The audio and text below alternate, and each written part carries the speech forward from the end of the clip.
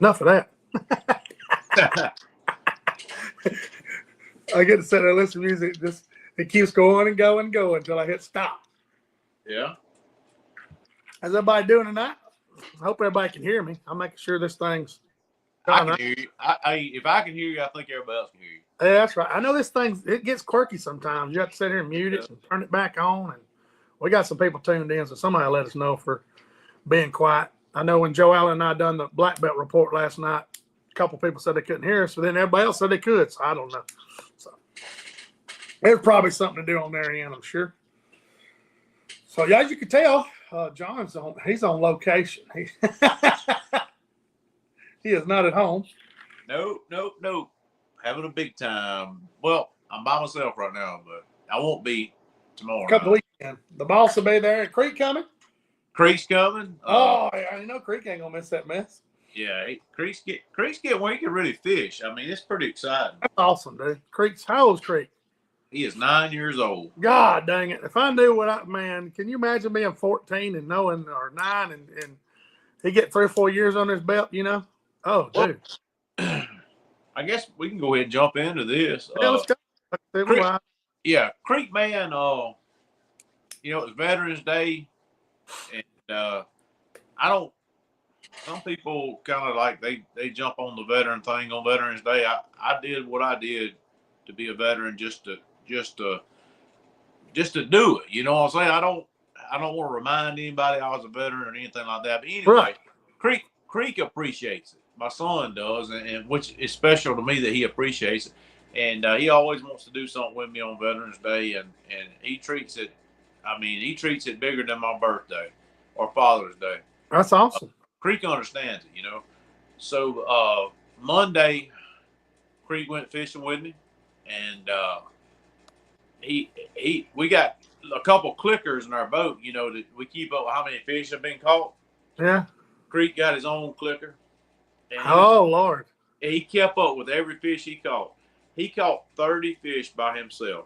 I remember I talked to you, what was it, 10 something, 11 o'clock? Yeah.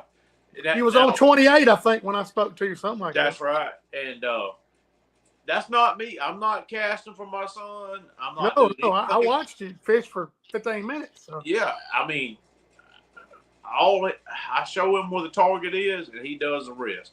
Now, I might say, all right, let it fall, or something like that, or set, but he's casting and making accurate cast himself at 9 years old.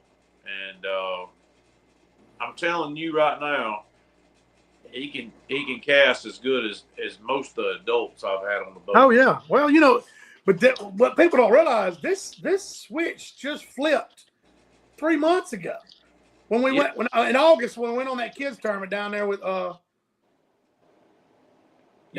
with Dip. That's when it flipped. Yeah. When those kids got in your boat and they went fishing and Creek was like, hold on just a second. That's when it flipped in August. I remember. Yeah. He realized, he said, I got something special here. Yeah, my parents know how to fish, and these kids are throwing a fit, and it's my parents, Right. And I think it just flipped the switch, hey, it's crazy because now, I mean, if you watch the videos of him, guys, he is up on that, screen. He is serious, like he's standing up, he's leaned into it.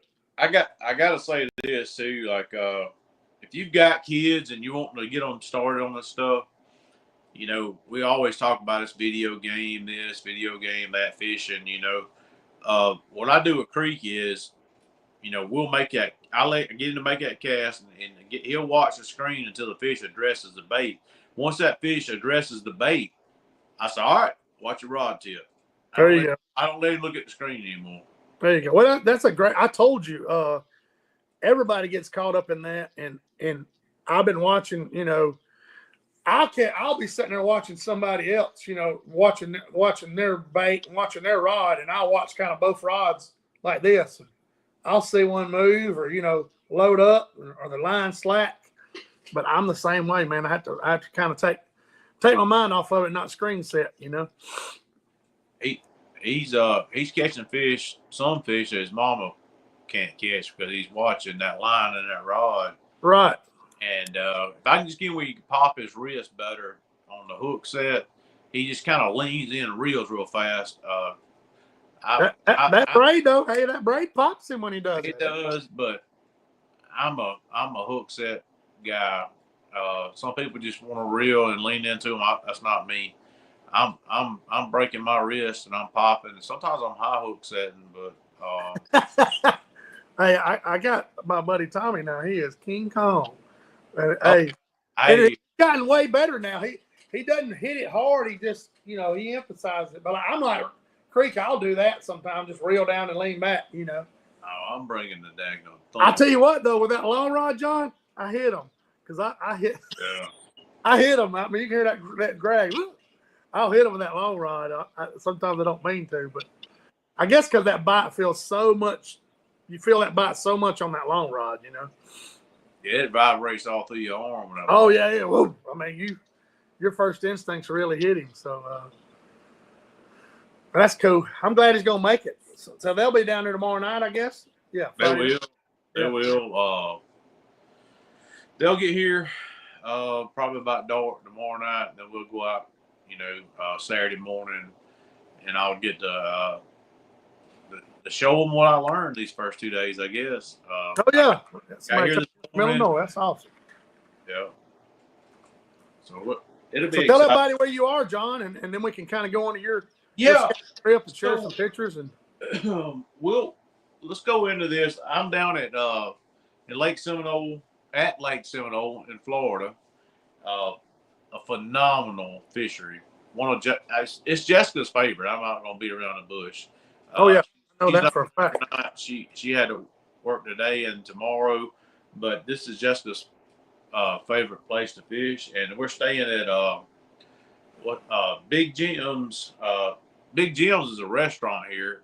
Yeah. Got the Spring Creek Marina and Resort. They've got cabins here. That's where I'm at. And I'm in a cabin. Yeah. It's very, very reasonable to stay here. And you're close to all the great fishing. So Big Jim's restaurant, I just ate supper there. They gave me a menu. So there you go. Please show it. So people be visiting there. Yeah, I mean, it's very reasonable prices. You can get a hamburger steak here for $10. Where can you still get a hamburger steak with sides for $10? Oh, that's like stupid crazy to me. But anyway, staying here. It's Spring Creek campground, and they've got the cabins here. Spring Creek Marina Camp, but it's at Big Jim's. So if you is that place up the poles up through there? Is that where it is? It's a good little hump up in. I say that it's a straight shot out to the Flint. That's right. But I've been in there almost to it, John. If you'll look up Big Jim's and the lodging, you'll find it. And tonight I had some awesome bull shrimp and some alligator balls. They were great, and a little toddy. It was good too. There you go. But anyway, just wanted to plug them because they're always good to Jessica and I and Creek when we're here. And it's something to say, like when you walk in one of these little cabins and it just smells clean. That's the kind of stuff you want to stay at. Oh, and yeah. I think I'm going to be here 3 nights and it cost me like $200. That's a pretty good deal. And you got 2 beds, bathroom, shower, and so we just needed to plug them. Shane, wherever Shane and I go and stay, we try to help those people out.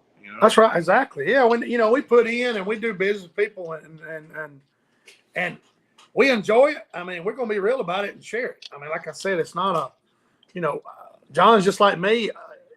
I like to spend wherever I'm at, or staying. Excuse me. I like to spend money in that community. I mean, I'm big on that. So, but Patrick said he's going to be down there Seminole Saturday. Good. Well, Patrick he might be bass fishing. I don't ever know about Patrick. Patrick, meet me at a spot for lunch. You know where the spot is. I think Neil and I are going to venture down there. I hope. We just want to go over and see something different. Hopefully, we're going to ease over there Saturday morning. So, Yeah, and we got. I mean, this place is awesome. We got another spot we go eat lunch at on the water. It's a big time. I mean, it's kind of rural around this lake, and the fishing is great. It's a lot of fun. Shane, I mean, every time you've been here, you had a big time too. So, I mean, Oh yeah, I've caught fish, and it's one of those lakes where, hey, you better take your time, ease around, don't be in no hurry. John was talking about some stuff today. The wind was a big time rough out there today. We'll go into that a little bit. But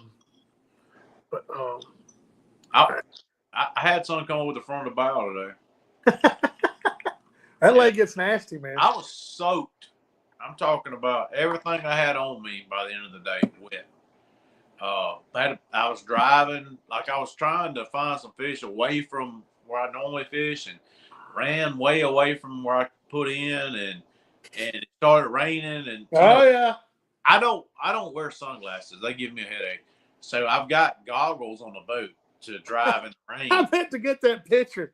Yeah, I meant to get it. I gotta get it. Never mind. Let me get it. Yeah, I gotta get it. It actually showed my misery, but I put my goggles on that I wear when I'm running in the rain. I look terrible. I think I sent to Shane and some other buddies. I said, "Embrace the suck." So that's an army term, embrace the suck, because it sucked, and I was having to wear those damn goggles. So I got it. Yeah. Oh yeah. But I'm to the point, John. Goofy or not, if it works, I like those goggles now. Hey, are they snow skiing goggles? Is that what they are? Yeah, it's for snowboarding. If you've got to run in the rain, and I mean, if you've got regular goggles or glasses on, the water's gonna come around them. Those are pretty handy. Right here, bam. Yes, that's the look of it. Is really sucking out here, just weather wise. So it's windy. You can look in the background and see it rough. Yeah, but the fishing was great. That's cool. So let's go in. Hey, let's go into the fishing. You shared some pictures with me. I mean, I got to make a joke about this. So, we went to a Ranger boat, a 521 Ranger. The live well is huge on that thing, and you know how a guy is like trying to fill up a big space. I understand. I got to make a joke about that's 30 fish in a 521 live well. I'm sure there'll be a lot of jokes made about that, but every time I put 30 in there, I'm like, golly, that just don't look like 30. That thing's made for them big old large heads. That's what. Yes, it is. Yes, it is. But I had some good fish today. I ended up having to keep one fish I didn't want to keep. I ripped its gill plate out when I set the hook, and it actually came in with the hook in the gill plate, and it was almost pulled out of its mouth. But she was like a high 220s. Big fish. You don't want to. I don't want to keep those fish. No. She's gonna die, so why not let somebody else? That's right. Well, those instances, I mean, it's automatic. I mean, you don't want to think it may make it. It's not going to make it. It's not going to. Especially when you break it off like that. So, I mean, but it was a great day. Yeah, it looked like they set up for you nice. That right there. And we got a candy cane here that's loaded. So, what Jessica and I call that is a loaded pole. Loaded pole. Hey, that is a loaded pole. And it's crazy. Those two are closer together than the other two, and that's the ones they went to. Yes. The way they set up. Them some good looking fish too. Y'all can tell those squares are. When you got that thing on 40 feet or whatever, those are 2x2s. Isn't that right, John? Something like that. That's right. So that fish is taking up most of, Leave that up there for a second. Let's talk about it. Go ahead. So there's a lot of angles of approach that you should mess with on this. Like some people will be like, oh, there's a bunch of fish there. I want to drop What? in the middle of them. Yeah, that's right. Like, try to get a fish. You need to fish that from top to bottom. What's your first cast, John? Let's say your My first first cast. cast, I'm not even getting close to that timber. You're gonna come over the top of that pole.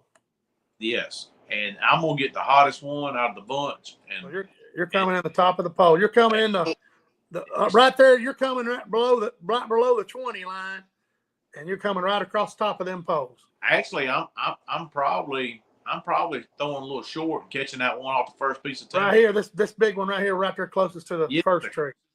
That's the one I'm gonna get first, or try to, and then I'm gonna start tickling the top of that, and see.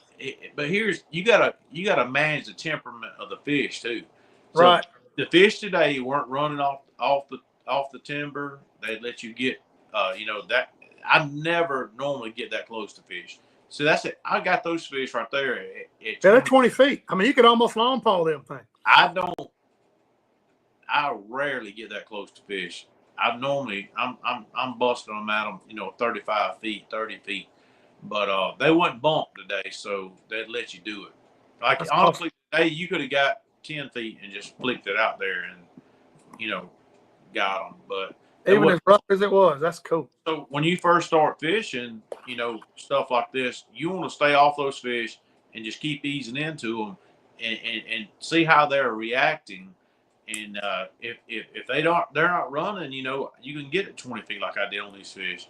Right. And but you want to start at the top of them. We haven't had much rain, so the clarity of the water, you got a lot more visibility. So I want to come over the top of them, keep it way above them, and make them think they're assaulting something that doesn't know it's there. Because right. That's the biggest thing. All right, say you drop in there on those fish and you jam that jig on them. They're like, oh, I'm not necessarily the attacker. They know I'm here, but if you let that fish think he's running up and the bait doesn't know he's there, that's when you get that attack posture from that fish. Right. He drops his ass and here he comes. Yes, there you go. And it's all, it's all mind games with these fish, especially with the black crappie it is. Oh, yeah. Good thing about this show, this reservoir is a great fishery, but it's not the easiest fishing in the world. Neither is Talcon. All these schools have different personalities. Some of these lakes you go to, you're going to catch fish, everywhere you go. And there's not a lot of, I say, finessing, like you're saying, you're breaking down that pole timber with those fish. You're trying to catch this front hot fish. Hopefully he comes out. That way you don't pull the whole school. If you go through where those 6 or 8 fish are in the middle, if you pop one of them, that whole school's liable to run off. Yeah. Then you're SOL. And you're like, man, Let's just say I pop that top fish and then I throw 4 or 5 times more and I don't get anything. Then I'm going to drop down in the middle of them and I'm going to try to start a competition. I want 2 fish coming out. Right. Fish coming up and that bottom fish saying, oh, hell no, I'm getting it. And that bottom fish come up and get the bait. Yeah, I tell you what, if that top one's hesitating and you do ease that bait down, that second one, that one below him is going to eat it 99% of the time. He is not going to he thinks that one got by him or he dropped a bait or anything. So, and there was a little bit of schooling action going on today. Messed with somebody. They were running. You know how it is when they're running fast. It's tough. Schooling fish is. Got behind some, dropped it over their head, and caught a couple out some schools. But the fish that were on timber and were stuffed were the better eating fish, as far as eating the bait fish. But I did this week. I did fish some fish that were schooling and got to see some neat stuff. And I want to talk to you about this, Shane. Go ahead, bud. All right. So these fish, when you're chasing a school of fish, you want to get where you're running the same direction as them. That way, when you throw over the top of them, you want to throw, just depends on how deep they are, 15, 20 feet out in front of the school. Right. So when the bait gets down where the school is, they can see it. Well, this week I was running some schools and I'd be going, and we're all going about 1.2 miles an hour to 1.5 miles an hour. That's getting it, man. That's flying, with a trolling motor. So I dropped the bait out in front of the fish, and I figured it out. I could get the bait out in front of them at the level they were, and then hit my power brakes and stall the bait out. Right, yeah, just kind of let it hover right there, right. I would start backing the bait up at the level they were and never have to reel. The fish would index, whoop, grab the bait. Me and Neil done that a good bit too, John. It seemed like if you could get that front fish, you throw, he's swimming this way. If you could get him to turn, it was over with. If he turned, one of them was gonna light it up. So it was, you could hit those power brakes, and it would back the boat up or stop the boat and float the bait. So you're sitting there like this is the school. When you hit them power brakes, you're not reeling. You're just it just floated that bait, and then yeah, they come in handy doing that. I mean, you learn all that stuff. I mean, once you have them, you got them in the water. You're gonna use them. I used them, so I use them down in Florida a good bit too. Not just to stop you. You can do a lot with, and if those fish, sometimes I'll throw and be a little bit over, and I want that same line angle. I'll just back up like you're doing, Yeah. But I can stop the bait, even with an eighth, especially. If you have to throw an eighth in the wind, you can really stall it out with those brakes, for sure. So you end up catching, how many fish did you catch today, John? I catch, or I keep. I know how many you kept. You said you kept 30, right? Yeah, I kept 30. So you keep 30 there. Is that the Georgia, Florida limit? They share each other or something? I am so down. We asked, how many game awards did we ask? No, there's no telling. And finally, I know. Finally, I got one of them that would email me and tell me that I could keep 30. So I've been keeping 25 forever here. Yeah, right. You'd think it's the same as Towskin, But because they call it reciprocal, I'm probably pronouncing that incorrectly. But right. Anyway, because the line, Florida and Georgia runs up the middle of the lake, and my soon-to-be former neighbor at Dr. Story, he gets all worked up about stuff like this. He talks to this game boy. He says, I tell you it's 30. I'm like, until I get an email that says I can keep 30 fish, I am not keeping 30. I'm keeping 25. So I did it all this time. So finally I got one of the game wardens. I said, will you send me an email saying I can keep 30 fish on Lake Seminole? So today I kept 30 fish. Hey! How many did I kick? I probably caught, I don't know, 55 to 60. But I was bumping around because I want plenty of places for my wife to be able to, and little boy to be able to fish this weekend. Right. And, we don't want to just be sitting on something, and so I probably, of my knowledge of this place, probably fished 15 different spots. So. Yeah. Hey, in those conditions too, I think it's supposed to blow a little less tomorrow. It's supposed to get a little cooler Saturday night. I think it's light and variable. I don't know what the wind is going to be down there, but it won't be as bad as today, I don't think, John. Today, like I said, you get a little wind burn today. I did, man. I was showing something. Early, like sunburn, yeah. Hey, so you heard Shane say light and variable on the wind. Do not trust weather.com. Do not trust all that stuff. Download this app. If you learn anything from listening tonight, this is true. Shane, this is I'm gonna download it right now, John, because you and I got on my ass the other night, and I'm like, man, I need to remember times. All right, Wind Finder. I'm doing it. WIND and then Finder. Wind Finder. It'll be a red app. Wind Finder. There it is, right there.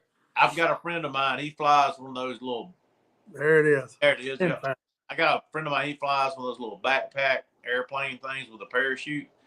He said that's the most accurate thing. He said, I'm not trying to get myself killed. He said I can't fly this thing and let more than 5 miles. Tide, waves, and storm forecast is what it says. Yeah, so you can put anything in Wind Finder, but it gives you accurate stuff. It don't say light and variable. It says, oh, tomorrow will be 6 to 18. I know you said 6 to 24. Yeah, if you ever see that, you're no. if you ever see that wide gap like 6 to 24, you better buckle your seatbelt. It fixed to be a ride. Yeah, like today, this morning, I told Shane, I said it says 6 to 24, and sure enough, I went in one spot and it was just, and I have a lot of back problems and my back starts spazzing up. And I told Jessica called me and she said, "What's that noise?" I said these waves trying to come over the bow. I said my back's about to spaz out. And she's like, you need to move, go somewhere else. I'm like, thank you for reminding me that. I'm looking at fish. You know how I am. I'm looking at fish. I'm like, my back's out the door, everything's out the door. I'm trying to catch fish. So. Oh yeah. Or you're leaning forward, trying to keep from, Well, you're tensed up because you're taking the waves and. Oh yeah. Hey, that boat will handle it. And you've got plenty of practice at it, so you can still. What was you throwing a 16th today? I was. I actually threw a 32nd son. What? Hey, show everybody the bait. I know you went and got it for a reason. So. Everybody gives me a hard time about monkey milk, and yeah, I asked him. Look, guys, before the show, I was like, "What'd you catch him on?" He said, I did not throw monkey milk, and I was like, the monkey milk guys are angry. Can't throw it all day, man. But down here, I don't know if it's just me being weird or what, but one time, Shane knows I had the orange and chartreuse on there, and I just stroked them. I mean, we were done by 10 that morning. Jessica and I were. Oh yeah. So I have renamed this color right here, that orange and chartreuse, that is called the Seminole Sweetness. So if you ever want to talk to me about orange and chartreuse, you say Seminole Sweetness. But Seminole Sweetness. Yeah, on the old outlaw crappie pole. Yeah, show them the slime around. Yeah, look how black all this area of the rod is. That's from slime of catching fish. But Seminole Sweetness. We've had a big time down here with that color. But no, in all honesty though, anywhere we normally go, we do throw monkey milk. Just from the start, just to get a gauge of the situation. But I'm not real big on color. I'm more big on presentation, and I will still say that. But I'll tell you that color. I laughed. And when Neil and I went to Talcott a couple weeks ago, hey, we broke it out. Hey, and they can definitely see it, and they definitely eat it. So I mean, that's two. And I believe it helps when you're carrying somebody, John, or somebody that don't near as got as good as presentation as you do. Those fish see it, and they can watch it and react a little faster. Like they come at it, it's something a little different. So, but I think it's a different reaction, Patrick Garner wants to know what line's on that reel, John. Patrick, I'll send you a side message. I hate to say what that is. I don't want to offend anyone, but Patrick knows I'll tell him the truth. But it's something I'm experimenting with. How about that? There you go. That's the best way to put it. Shane nor I have a fishing line sponsor. No, we do not, man. We tried. I've got that silky canine on my. Yeah. You had the silky Cast King. Cast King. Excuse me. You're right. And I liked it. We've never been approached by anybody with a fishing line. And we use some good stuff that. We used the canine. We used the. I've used all kinds of line. I mean, but like I said, I've got that silky's pretty slick. I will say that. When it comes to fishing line, me and Shane, we can sleep around because we ain't. Yeah, we can. Hey, you want to send us some line? Hey, send Yeah, it. We'll throw it. we'll try And it out. the good thing about this show, and John and I made a promise to ourselves and everybody, we get sponsored by something or somebody brings something to the show, we're going to use it. We're going to catch fish on it. We're not going to just take someone's sponsor and take it for granted, not use it. We need to shout out to Greg before we forget at Bama Baits. Greg jumped on last week and started sponsoring us right down there at Andalusia. Makes a bunch of cool colors. What is that? Sun Kissed? That's what I call them on, isn't it, John? Yeah. I caught him on the Sun Kissed. He makes all different kind of custom colors. Pretty tough bait. I want to give a shout out to him before I forgot because he's got he's got plastics. He's got jig heads, everything now. But I love this color though. That you can see that green. I do. That's a new one on me. I don't even know what line he's throwing, guys. So I guess I'll find out too. I'll find out. Logan guides up on Smith Lake. He tunes in. He said, "I know y'all throw braid up. You ever throw anything in a 4-pound mono or fluoro?" I've thrown some, Logan, but I break that stuff. When a fish comes in a boat, does his little head shake, I pop that 4-pound line like crazy. Well, if you're making long casts, I know the mono doesn't have the fluoro. Definitely doesn't. You know, they don't have the. I like when I give it to the fish as far as setting the hook. I want it to give it all. You know what I'm saying? That's when your rod tip and your stuff comes in. Is you got that bend on a light rod.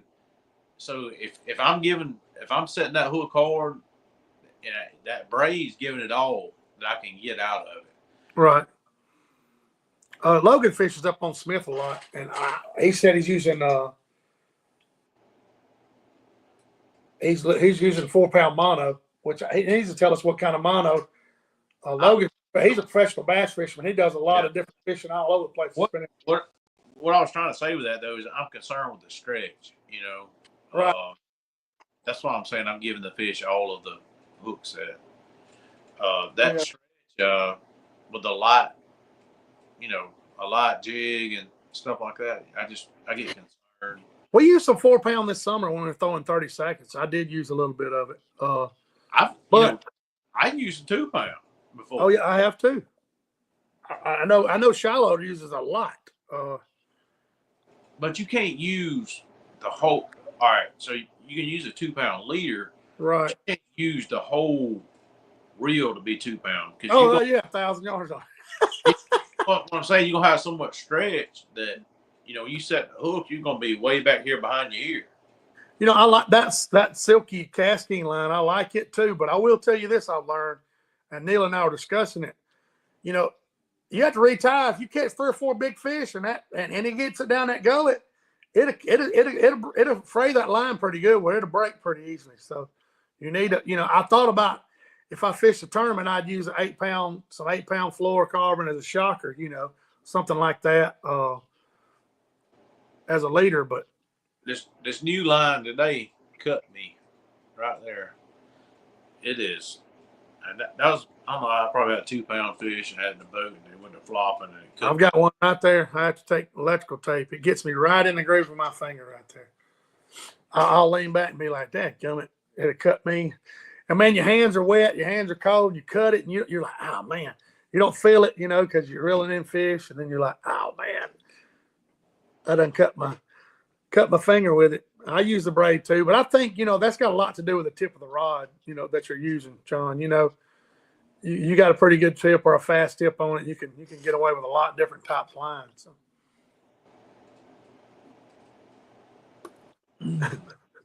Greg said he can't sing 2-pound line. No kidding, Greg. Greg have his readers on. That ain't no kidding. I laugh when we're gonna get into my trip this weekend. I laugh at Richard. He'll just hand me the lure and the line because I can still see. I wear glasses. I can, just to see this right here, but I can still see the tie, and it's going away slowly, though. I promise you that. But hey, I don't mind tying his baits on. But Richard and I went to Miller's Ferry. We stayed at Meredith Landing, so we were really above the Miller's Ferry out of Bogachita Creek, and we went downriver, fished up and down the river on the main river, and we caught some fish. We caught 30. We didn't set the world on fire. I think we caught 12 out of one tree. They were mixed, white crappie and black crappie, but didn't set the world on fire. Caught just a bunch of eating fish. Never found a big group of them. Just, typical, 70-degree water, scattered fish. You know how it is, on the river system and stuff. Sunday, we went big fish hunting, and we caught some big fish. One of them's 2 pounds. One of them's a 170 something. That creek in there is super clear. I really can't wait. John knows what area we're fishing. I can't wait till the water gets muddy where I can go in there and chase. There's some really big fish in that creek. I mean, giant fish in that creek. Seen some of them. They're real spooky. They would chase your bait a little ways and get off of it. But I can't wait till the water get a little stained where I can go back in there. They're little pods, 4 or 5 of them big fish running together. But we caught them Sunday. We caught 15 or 16 fish. We were throwing little gray ghosts, little hand ties, something clear. I tried some bright stuff, but they really wouldn't turn on to it. But didn't set the world on fire. But we did catch some fish at Miller's Ferry. Travis and them's been catching them. It's so crazy, John, during the week, and I don't know what it is. Maybe the pressure from the bass tournaments or whatever. During the week, people catch fish all week, and you come there Saturday, and it's a total different ball game. I mean, it's so crazy. You keep saying, you're like, oh, we caught 46 Friday. And you're like, today's Saturday, man. I know I've had one of the best weeks this week I've had in a long time. Oh, yeah, you caught fish all week. Yeah. From Creek going with me to Monday. It started out Monday like that. So yeah, it started out the weekend. Jessica and I, and then and Creek, and then I don't know. It's just been an awesome week, and I've been every day, so it has been really good. It almost at times, like if you can go as much as you can go, it's like you stay kind of in tune with what they're doing. Not everybody can do that, but you can't make up for time on the water. We preach that started. Stuff like that. You start seeing little patterns in presentation and stuff like that. But it has definitely been a great week. I've caught a lot of 2-pounders this week. Oh yeah, you caught some big whitefish. Was it yesterday? No, that was 2 days ago. Day before yesterday. And I had some big 2-pound blacks yesterday out of some clear water. Yeah. Talking about trying your patience. Oh yeah. Because those fish, they're monsters, and I try myself.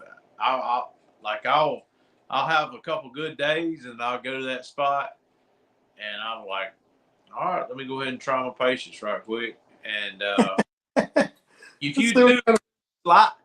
So people always talk about presentation and all this stuff. That little area right there, if you do the slightest little thing wrong, you can forget it. I get it. Forget it. If you come in, so I was going to talk about this tonight.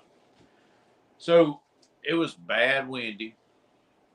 So when it's bad windy like that, normally when I make a cast from my boat, I want my fish finder to say zeros. And when I say zeros, I mean I don't want it moving forward or back. I want to make a neutral cast so the boat's not pushing backwards or going forward toward the fish. That way I'm in control of everything the jig's doing. Right. No blowing back, no going forward. Right. The boat is sitting still. Well, it was blowing bad yesterday, and it did today too. But anyway, so when it's blowing bad, you've got to get a little bit of the nose of the boat going into the fish. That way, when you get the bait on the fish, you might be at zero. That way, you're not backing up and it's pulling the jig away from the fish quicker than you want it to. I don't know if that makes sense to anyone, but if it does, please comment. So you want to nose into the fish, into the wind, and that way, by the time your bait gets to the fish, you're sitting at zeros on your boat, and your boat your jig's not backing up. Well, you're got to realize this. We'll just say this phone is a crappie. What John's saying, this is a jig. Okay, I'll get this brighter jig where y'all can see. You don't realize in those big fish, it's a game of inches. I promise you. To even get them to address your bait. Your bait comes down right here, boat blows, you ain't even reeled. You get right here, you kind of shake it. Fish looks up. At your pace, the boat's not moving. You start easing it off. All of a sudden, boom, he bites it. If you go in there, boat's pushing, bait may fall, try to go behind him. Flatline the fish. Flatline the fish. But if you can get his nose to just tilt up. If you shake that bait, just quiver that bait, and he looks up, I got a chance. You know what I'm saying? I got a chance. Boom, he bit it. And that's the difference between a lot of time on the water and getting lucky, because sometimes you catch that fish and you don't even know what you did. You're like, but the object is to repeat, and that's what John's saying. If he's got zero movement of the boat, zero movement of the fish, bait goes straight here, he shakes it, fish turns up, I got a chance. I'll tell you how bad it is and how much I've seen it. So if we were fishing a lake, Jessica and I were in tournament, and I saw a big fish, and we were catching predominantly black crappie, and I realized I didn't come in there correctly. I was pushing in too fast, or I was backing up too fast. I would reel a perfect cast up to redo it again, just so I didn't mess up the presentation of that big fish. That's right. That's exactly. Hey, you got to realize you got to pace. You know where you want to fall on that fish, John. I mean, that fish is sitting there like that. You know where you want to fall. You don't want to fall back here in the back half of it. You want that thing right here, right out. To me, you want it right above his gills. You want it right there, you want it right there above his gills. I can almost watch the behavior of that fish when it starts to address that bait and tell you if it's going to bite. If that thing starts side to side, you better get ready to get stung. Yeah, if it does a little quiver. I mean, if it does that's different. But as far as like the, if it's just following behind it, looking at it, yeah, just kind of doing this number. That's right. I mean, sometimes you can speed it up and try to excite the fish, but the majority of the time it's just doing that bull crap. Just reel it in and go to the other one that was in the school. Hey, I'm telling you guys, look, if that fish starts doing this, where your bait never drops his tail, reel it in. He's not gonna hit that bait. I promise. He's not. He's just kind of like it's not necessarily. He's just falling behind it. He's not. Yeah, he just glancing at it. He's like pacing. It's like a pace car. Yeah, but if you ever see one get like this and your bait's here, you better keep floating. Listen, don't go too fast. He's gonna do it. If he ever gets totally upside down, that's right. Slowly easing the weight in at about 2 to 3 feet from the surface is going to eat.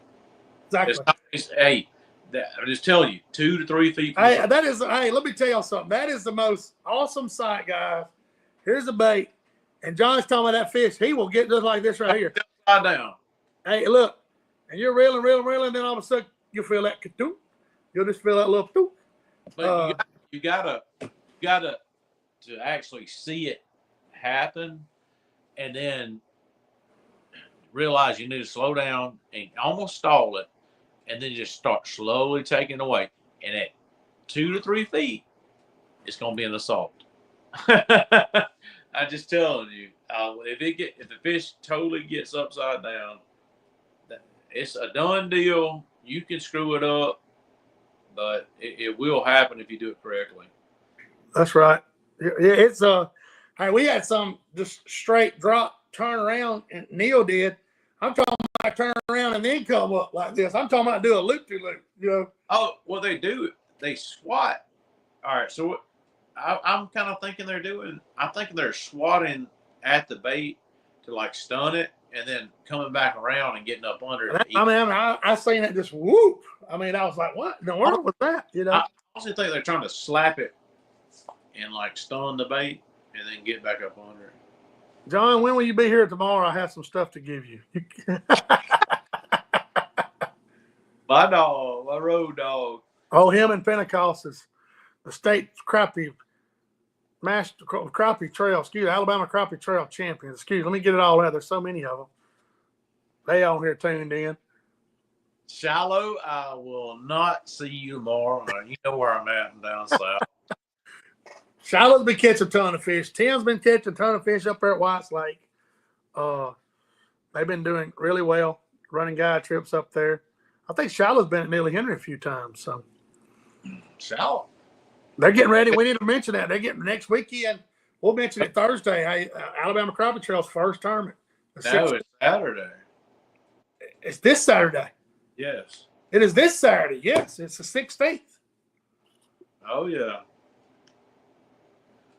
They getting ready. I feel sorry for him with Shiloh going after him. I'm going to tell you. I know he's bird dogging right now. I love that lake. It's probably one of my favorite lakes. But I don't know. It's going to be fun to watch. Well, they're weighing in 5 fish still or 7? Is it still 5? 5. It's still 5, okay. Yeah, I guess we could go ahead and make a little prediction, couldn't we, bud? I was just thinking about that. Hey, John, we're gonna go even further. We know we want to know if it's gonna be white or black crappie or mixed bag. We want to know, John. Me, if I'm going there, I'm weighing in blackfish because this time of the year, black crappie are healthier than white crappie. I'm going after all black crappie. I'm getting on the ledges. I'm hitting stumps on ledges. I've got there. I've done my homework. I'm just focusing on those big blackfish on ledges. If they start moving a little water, they're gonna get down. Get down, right? You're setting on go. But here's the funny thing about that. So people will go there and they'll do their pre-tournament homework, and let's just say, Shane, that they're there at 2 in the afternoon and they find some fish, and I'm like, oh, I figured it out. I've got it. You thought you did. They'll get there the next morning and they'll zero. They will be. It'll be ghost town. I've been there, buried up in the mud. Where are you? There'll be nothing there, and they'll just give up on that spot. Where about 10 a.m. they need to go back and check it again, because guess what's happened? The sun's got up. Yeah, they're setting up. You're exactly right. Lake Talcott, look. The same pattern scenario when they found those fish at 2 the day before. I think Lake Talcott, I think they got a hangover, John. I think they really do. They do not get going till 10, 11 o'clock. I really think, I laugh at the older gentlemen. They'll fish, and they've come by me before, and it'd be 10:30. Well, my bite's about over with. I'm thinking, man, they fish just now setting up. I don't tell them any different, Anyway, so what you gonna guess, Shane? I'll give you my guess. 5 fish, 5 crappie. 5 fish. I'm gonna say Shiloh and Tim's gonna win. Right. With 11-10. 11-10. I'm writing it down. I'm gonna say they're gonna have. That's a big bag now. Oh, I'm gonna say they're gonna have 10, 20, 10, 30. I bet they win. I'm gonna say 10, 20. Now there's some other good guys in there. Now you can pick somebody. You got to just pick my guys. I know them too. I know Shiloh. I know Snack Time Tim too, and they've done some stuff. Aaron's gonna have a bag. Aaron's gonna have a bag too. I would say, like I said, I'm thinking 10, 20. Jamie Hall said 11:35. Chad Gillen says 10:50. Hey, I think there's gonna be some big fish too. Hopefully they'll go live and we'll be able to see it. So. Old Cowboy, he lives on the lake. Yeah, he does. There's a lot of good fishermen. I'm not saying that, but hey, I know Shiloh. I know he's got his head to the grindstone right now. Oh, hybrid Shiloh Chappelle. The hybrid man himself. He guarantee. Hey, they don't need to start that hybrid crap, because I've got some pictures. I'm telling you, if y'all start that crap, I've got pictures of hybrids from that lake, so let's don't start that. I tell you what, John, there's hybrids everywhere. There's hybrids on Logan Martin. There's a ton on the Warrior River. You remember that? Remember that picture you found, John? We were talking about my fat-headed butt back in like 1998. I had a big hybrid in my hand. Never knew what it was. You know, it was a 2.5 pound hybrid back in '98. You know, on the river right here. They're getting more and more predominant. I mean, for sure. And I think, I mean, honestly, that's what you want to catch. They're just they're different creatures, man. Oh, Chad Gillen said 909 just won this. I guess that CUSA, the CCCT. I don't even know what all that stands for. CUSA, Crappie, Central Time Zone. I don't know. That's a lot of. I mean, see, Chad. I don't know what it is. It's Central CUSA Crappie Trail, I think. It's a great little trail. Yeah. Dustin runs it. He does a great job. I was cracking jokes. Yeah, we just. I don't know all that. I think that is that the one that I can't remember who runs all that. There's so many around here. Dustin Headley does. That's it. Yeah, Dustin runs. Yes. All right, so I'm gonna make a prediction, Shane. Go ahead. Team Phillips is gonna win youth team at the tournament. Oh yeah. Yeah. I guarantee you, Jonathan and Wyatt. Yeah, Wyatt. That's right. Big man Wyatt's gonna. So. I laughed. I seen a video of them, and Wyatt got hung, and Jonathan went on and caught a fish. He was like, he would do it to me. He would do it to me. That's funny. I think they're gonna have a big turnout. Big turnout. Tim said, y'all quit jinxing us, man. Hey, y'all gonna have some fun. That's one good thing about them too. They're gonna have some fun. William Wyatt said he hammered him on Neely Monday afternoon. Tell him, William. He said hammer. I'd like to know what snacks that Shallow has packed for. That's what we want to know. We want to know what snacks. See, we got Christmas tree cakes, or what are them things called? Why do people like those Christmas trees? I can't eat them. I don't. I'm not saying I turn one down. Don't get me wrong. If you whip one out on the boat, I'm eating it. I wonder. I mean, Shallow could lose Tim over snacks. 100%. Tim could just. It'd be like a broken relationship. He's got to be focused. Yeah, I'll tell you what. I went fishing with Shallow at Gunnersville. I went fishing with Shallow in Gunnersville in February, and I was getting a little hangry, and Shallow's like, "Hey man, you know who my partner is?" I went back there, bingo. Hey, smack attack. I kept Tim tuned up on that. When he fished me in that tournament, I had him plenty of beef jerky and smoky sticks. You know, you got to keep his smoky sticks ready. You know, he's got to be able to have his electronic cigarette in case he drops one in the water. He said, I got tree cakes. I bought a Dollar General. He said he bought out Dollar General trail mix. Hey, that's a good thing, man. That's going to be fun. Pecan rolls, yeah. Pecan rolls have saved my life a few times, Chad. No kidding. I tell you, when I'm a peanut butter cracker guy, I was probably about choked to death on them several times in my lifetime. Start wolfing them down, trying to drive, forget to drink something.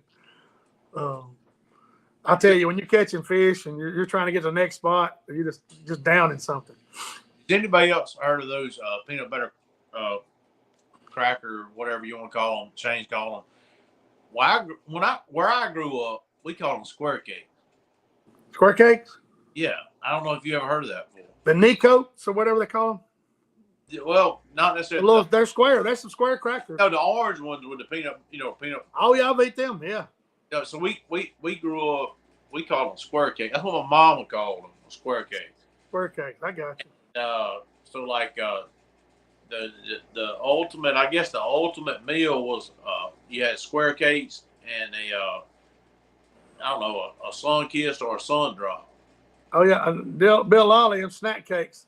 I'll eat some of them. I have to hit the bank, Bill. I love them things. I'm telling you, them things are rich. They're good though. That thing, Bill Lolly can make some of the best snack sticks. I ate myself sick with them. I'm telling you. I've got some in the freezer right here. You see the lid of the freezer right there. I I'll tell you, some of my best memories of me and Rob and Tommy fishing down in Demopolis, and we'd get us a couple of packs of bologna and some mustard and some white bread, some Doritos. We'd pull up on the bank and eat. Man, you can remember that stuff like it was yesterday, you know. I've had a ton of bologna. Neil brings a lot of snacks. I appreciate Neil. Hey, we got protein bars, peanuts. He brings a lot of snacks. A lot of Gatorades. Hey, I promise you, you're not going to be thirsty or hungry. So I appreciate all them people that bring all that stuff too. Because you get out there and not even thinking about it. You're just so fired up about going fishing. And I was asleep real well, but the night before, I'm still like a little kid. You know, it doesn't matter. Shane, I'm not going to take you anymore. If Neil brings all that stuff, I'll just take Neil. I'm telling you, hey, Neil's got the load, son. Hey, he's got a big old one of them big old Yeti bags, and it weighs about 80 pounds. You barely can get in the boat because he sets it on the deck, and it's not blowing out. I promise you. It is not blowing out because it's got some snacks in it. So I appreciate Neil too because he does bring them. That 300 will get us on pad. He can bring whatever he wants to bring. That's right. Yeah, hey, that's funny. He said he can't eat nothing heavy. He has to hit the bank. I believe it. Hey, I've hit the bank, Chad, so many times. The funniest story I've ever told is one of my buddies. We used to stop by Steve's Grocery and get chicken fingers. We were down there by a power line in the Warrior River. You've seen it, John. It's like this in a lot of places down there. And it hit him. And, hey, I really had to push him to get him jump-started to get up that bank. Like a billy goat hill. I felt so bad. Those chicken fingers used to be real bad. So he said you starve in my boat. I'll tell a story right quick before we get off here. But go ahead, man. You know, I've run trot lines my whole life. And right. It was me and two of my buddies, and we had laid with it the night before, and maybe some of that brown stuff got involved. You know, Burt Band. Yeah. And we got to the last trot line, and it was a big high bluff where it was tied off to, but there was about enough bank right there on the bluff where you could just barely enough you could set 2 feet down. Right. I told them, I said, boys, y'all gonna have to run this line by yourself. I got the pressure. Hey, they caught me off that bank, and hell, it was so bad.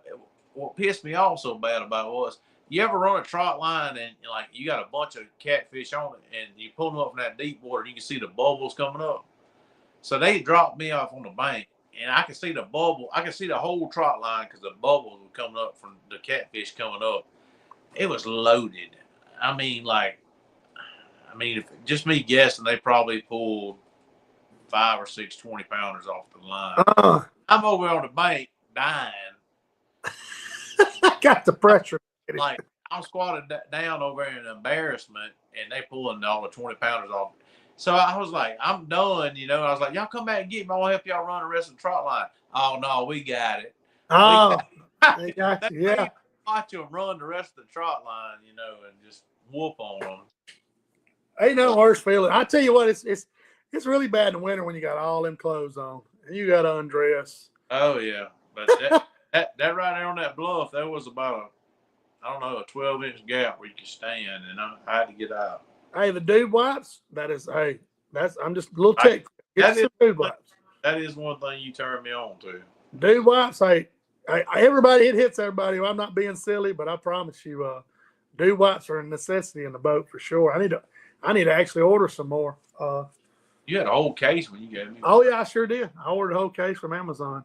But heck, man, it's gonna be fun, man. I enjoyed everybody. We cut up, have a good time on this show, and we share some useful information. I promise you. We want you to catch fish and send us pictures and tell us how you catch them and all that stuff. But Bill Ollie's been catching some fish here lately. But I think it's going to be a great weekend. It's supposed to cool off. We got youth season coming in. I know this is a fishing show, but be safe, everybody. Youth season comes in the morning, Friday through Monday. Y'all please be careful out there. Be a lot of kids out in the woods. Good luck to all the kids. But heck, I think if you haven't seen it yet. I'm not a big promoter of mine and Jessica's social media stuff, but we started a TikTok. Yes, that's right. Farmer fishing. I've seen Palmer, it. FLMAR fishing, even though it did not name myself Nick Saban on our little bottom thing. When I have to add him to the stage on the show, and I went to hit ad, I started laughing so bad. I was laughing when he come on. Yeah. So, Font, if you want to look it up, we're trying to. I mean, we got a little bit of everything. That's right. Peach State. Thank you for saying that. The Peach State Crappie Tournament is you follow. Good luck to Crappie Crane and B Wise and all them guys and Scott Williams and all them. Hey, Byron Wise, I'm gonna be here this Sunday. Oh. If you don't win, don't even come. Don't even come back home. Don't even come back around. No, I'm messing around. Byron will do good, but yeah, it's gonna be a good tournament for them. They ought to hit it right, man. Ought to have some good weather. It's supposed to cool off Saturday night, so hopefully it does. That water get back down in the 60s, I hope so. But yeah, we're gonna get off here and let y'all enjoy time with your families. We done spent an hour on here. Thank y'all. Thank all your comments, all your suggestions.